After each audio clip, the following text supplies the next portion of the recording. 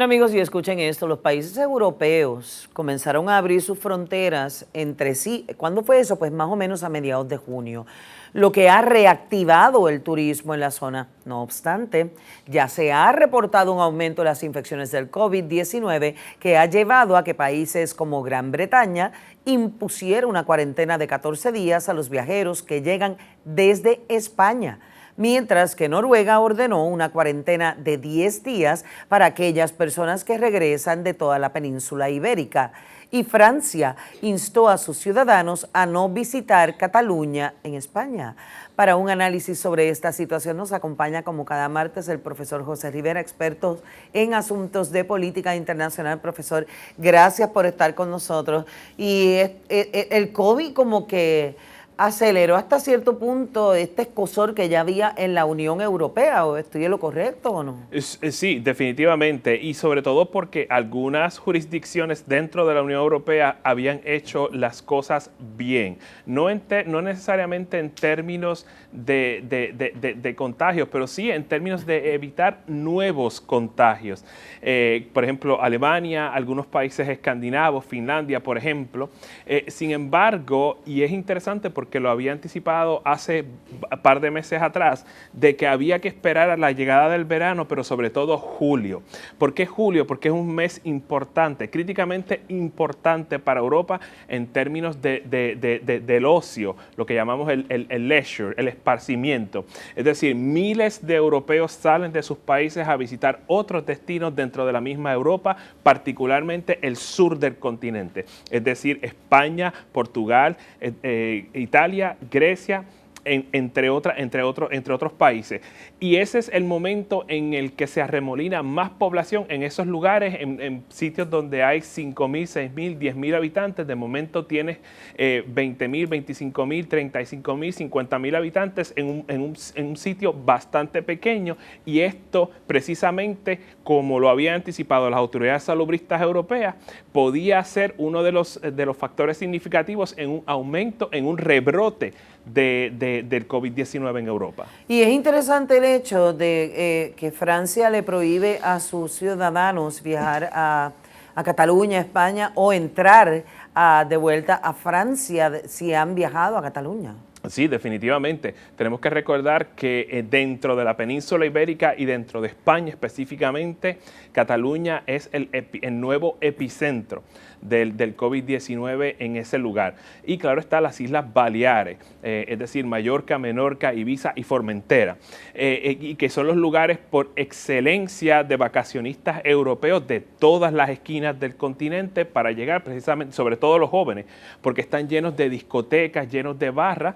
Y claro está, el buen juicio entre trago y trago se deja a un lado y ahí entonces tenemos el rebrote. O sea, y países que habían levantado el uso de la mascarilla como algo obligatorio han vuelto nuevamente a ponerlo como algo obligatorio para evitar precisamente el repunte, como usted menciona, en el caso del COVID. Y tal parece, profesor, dígame usted si es cierto o no, que pareciese como si el COVID no fuera a terminar nunca. Sí, y eso ya se había advertido, algunos epidemiólogos, infectólogos, autoridades salubristas lo habían advertido, y sobre todo la Organización Mundial de la Salud y su director general. Esto no es una enfermedad y una pandemia como cualquiera otra.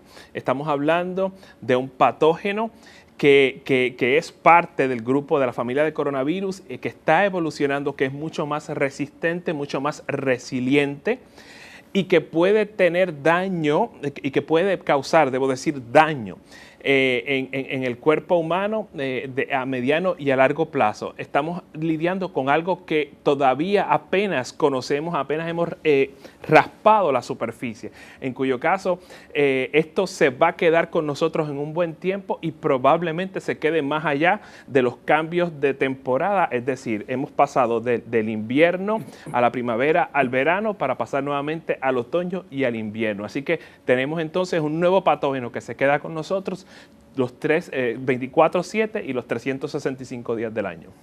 Gracias, profesor. Vamos a hablar ahora de otro tema y es estas manifestaciones que se están dando, nada más y nada menos que de todas partes donde se pueden dar una manifestación, en Portland, Oregon, y tiene que ver todavía con el Black Lives Matter, ¿right? Sí, absolutamente. Tenemos que recordar que tanto Oregon como Washington State, el estado de Washington, son lugares donde la población es bastante liberal, hay mucha militancia y evidentemente también es un lugar donde se arremolina mucha juventud.